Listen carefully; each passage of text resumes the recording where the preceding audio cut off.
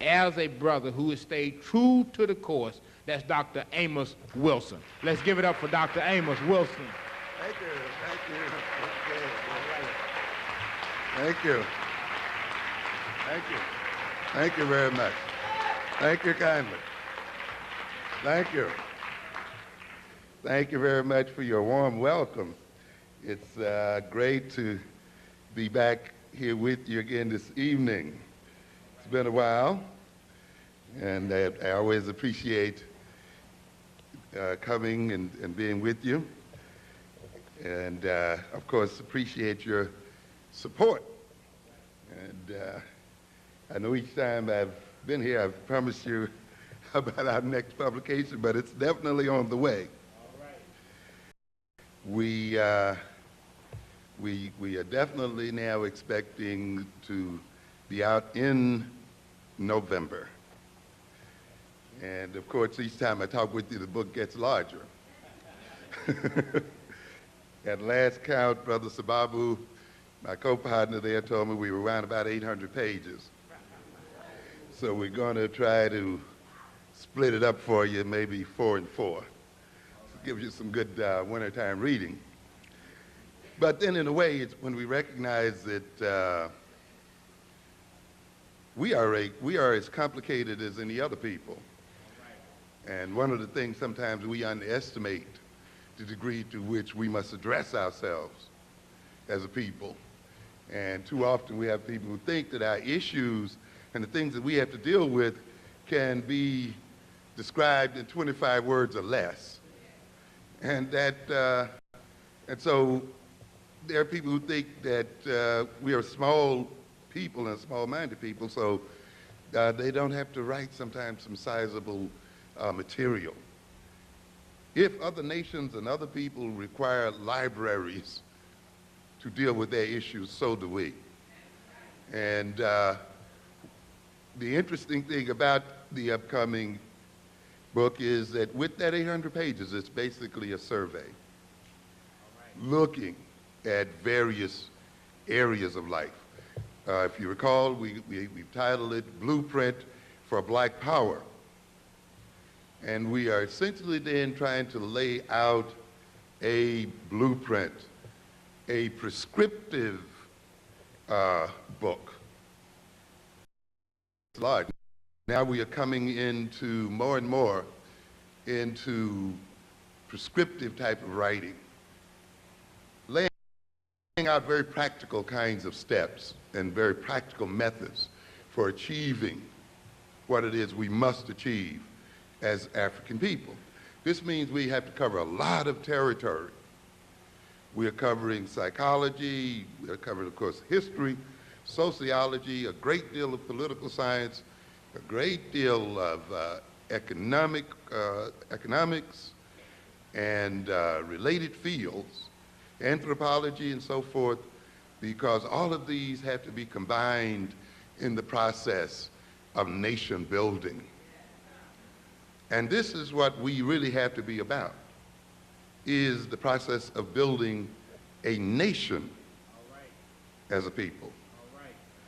If you're not thinking in terms of nationhood, then I must say, frankly, you're not thinking seriously of being liberated. Trying to integrate and merge with our enemies is not going to solve our problem. And it's not going to happen, as a matter of fact. It is a fantasy that has kept us from taking care of business for far too long. The idea that we are going to one day be one with these people.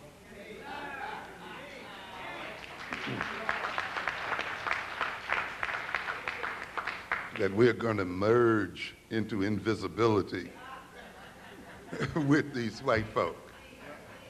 And even if that were possible, we should question our motives for wanting to do so.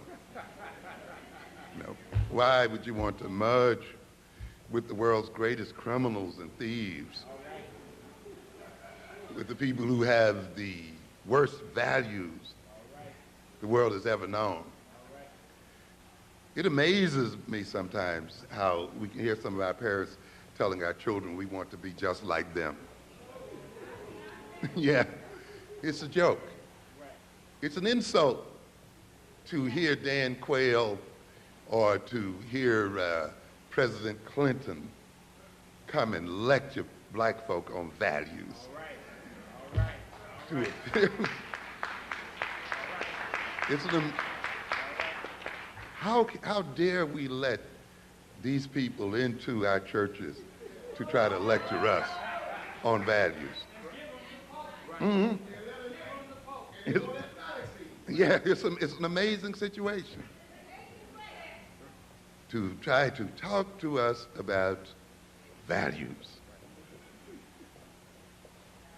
to try to talk to us about population control.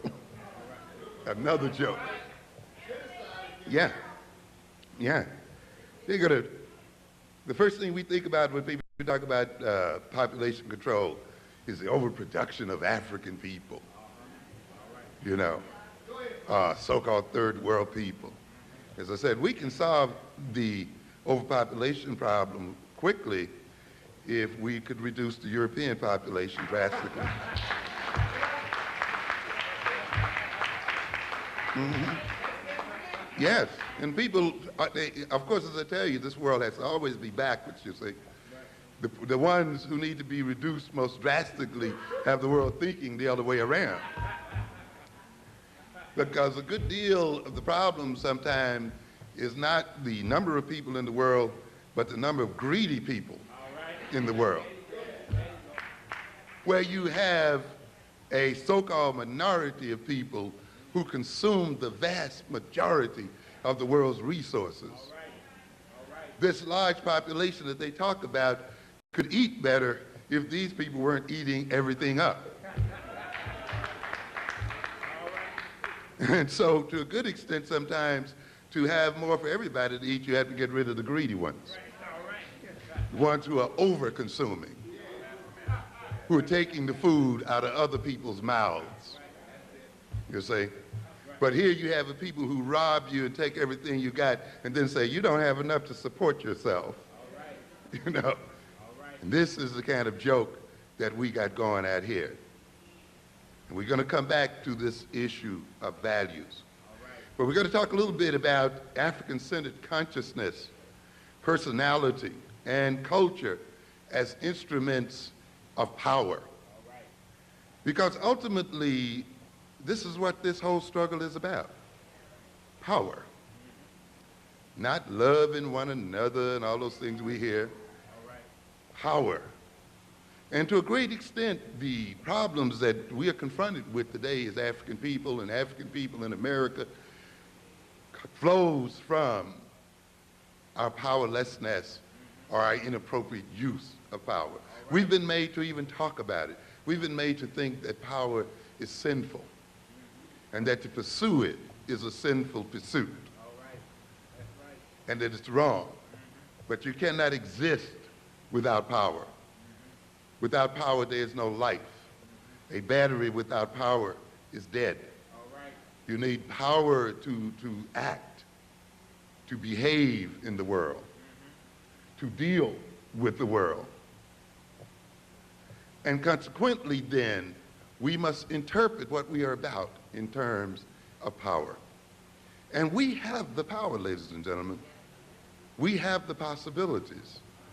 We just need to reorganize ourselves, reorganize our consciousness and our personality and our culture, and see them as instruments of power, and use them as instruments of power to transform our situation. So we should not look at consciousness as some abstraction. As I often tell people, the most practical thing you can have is a good theory, is a good concept to guide your behavior, to be used as an instrument to measure reality, as an instrument to test reality. A good theory then organizes the world and organizes one's approach to the world. It permits one to be able to evaluate the world in terms of where one wants to go and in terms of what one wants to do.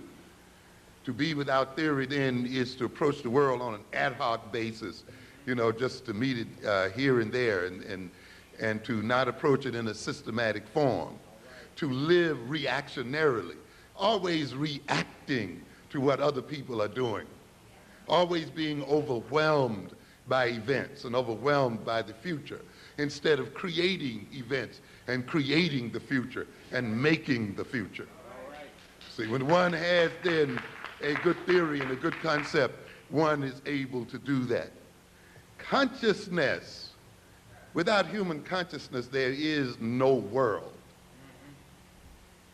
It is the presence of human consciousness that brings meaning into the world. Without human beings in this world, conscious human beings in this world, in effect, there would not be a world. We bring the world into being through our consciousness. And through our consciousness, we create the world we live in. Out of the totality of reality, our consciousness cuts out a world that befits itself. In other words, the kind of world you exist in reflects the kind of consciousness that you have. And notice, if you change your consciousness or change your values and orientation, you enter into a different world. You interact with different people. People often that you didn't even know existed in the world.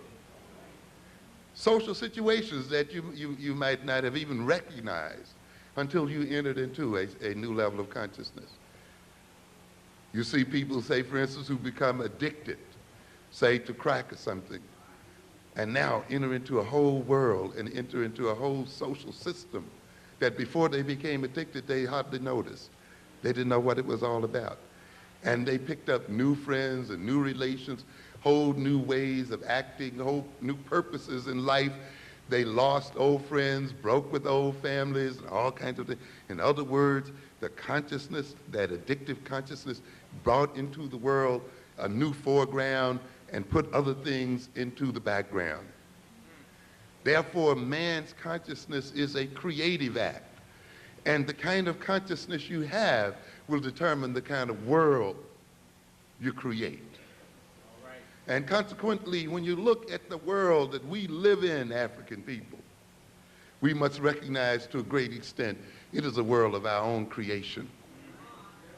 It is a world that has been generated by the type of consciousness we've been permitted to be instilled in us as a people. As I told you earlier today on the radio, we talk about the white man as having power. And I want you to recognize that power ultimately has to do with a relationship between people. And that the white man's so-called power is to a great extent based upon the nature of the relationship he has with the black man. We empower him by the nature of our own behavior and attitudes as a people. He cannot be, as I said earlier, what he is unless we are what we are. I'm telling you. To a good extent, the European is our creation. Yes. Mm-hmm. If we look at our behavior, we will see that to a good extent it is our behavior, our values, our consciousness, the kind of personalities we've established in ourselves, our tastes, our desires and needs that maintains the European in this position. We talk about the civil rights movement and the apartheid system of the South. When blacks decided just to get out of the buses and walk, the system changed. Yeah. When they just stopped sitting behind the white driver, just changing that relationship, changed the nature of power in that system. When they decided then to walk side by side, when they decided to walk abreast and line themselves up, because they had not walked that way before, for the ends before, the relationship changed.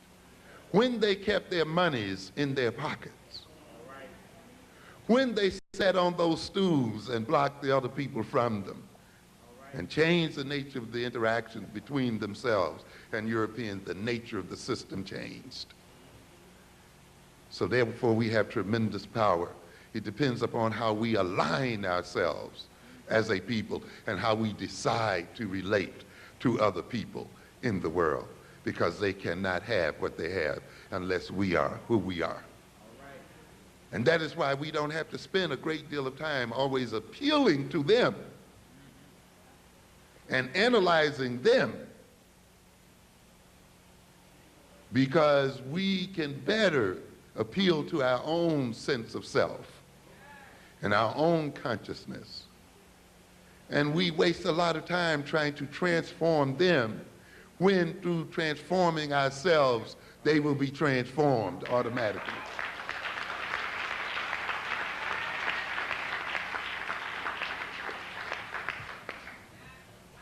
The power is in our hands.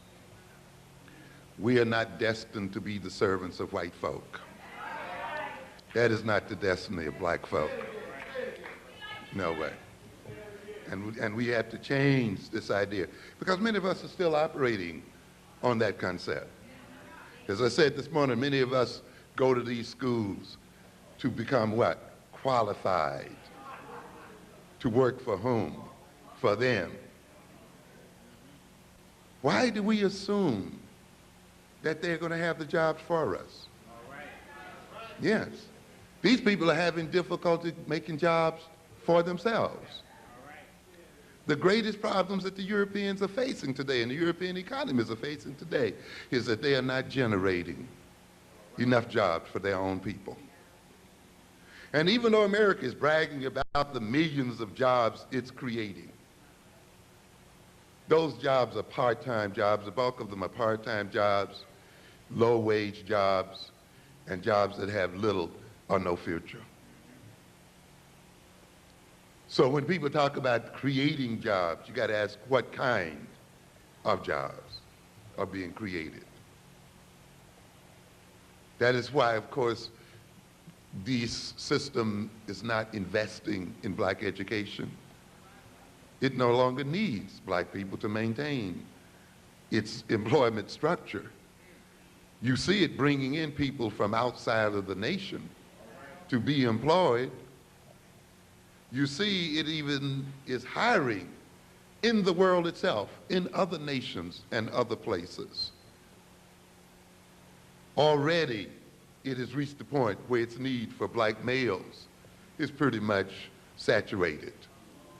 And it literally then is warehousing us in the jails and prisons and provoking us to kill each other and to destroy each other out here in these streets.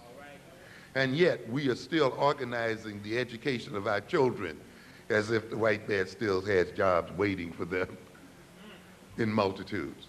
How different our education would be if we sent our children to school to create jobs for themselves.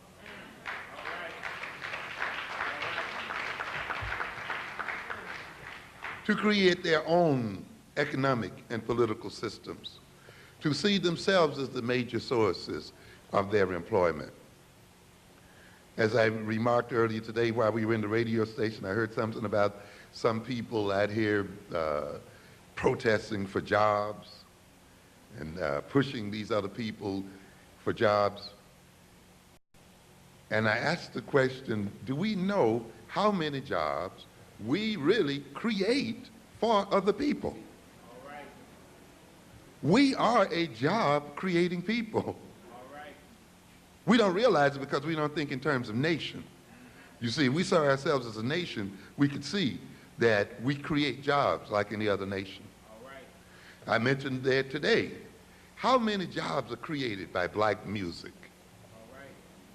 Yeah, look at the whole structure of the music industry, from promoters to manufacturers of the records and the tapes and what have you, to the whole entertainment field, to the sellers of music in the stores, you know what we say, the Tower Records and the other great sellers of records and music and so forth, advertising that uses our music and all these things. How many thousands of jobs are we creating as people. We're creating them, but they have them. You see? We sing the music, they sell it. We sing the music, they market it. We sing the music, they promote it. You see? We sing the music, they produce great conglomerates like Sony, CBS Music, creating all kinds of jobs. We're creating tremendous jobs for a lot of people. How many jobs do we create just buying from Koreans? Buying from other ethnic groups out here? How many people are we creating employment for in terms of our spending habits as a people and our consumption habits as a people? How many jobs are we creating going to jail? We're creating all kinds of jobs and wealth. And we must come to understand this. We are creating these jobs, and yet we are begging for jobs. This means that in somewhere our consciousness has been impaired. We are begging for what we are making already. We cannot use our own creations as a source of our own wealth. I told you earlier today that the Creator could not have intended for us as African people to be a poor people if the Creator implanted in our soils all the wealth that was planted there. We talk about the minerals and the oil and the gold and the this and the that that's implanted in African soil. So it seems as if the Creator blessed us from the very beginning with wealth and possibility. Therefore, for us to be going hungry over this wealth and to be starving in the midst of it and to be perceived as a dependent, indebted people while our wealth is being shipped out to other people, we're actually selling a lot of it for pennies and nickels and dimes and less, means that there is something wrong with our consciousness. Because ultimately, ladies and gentlemen, we've said what?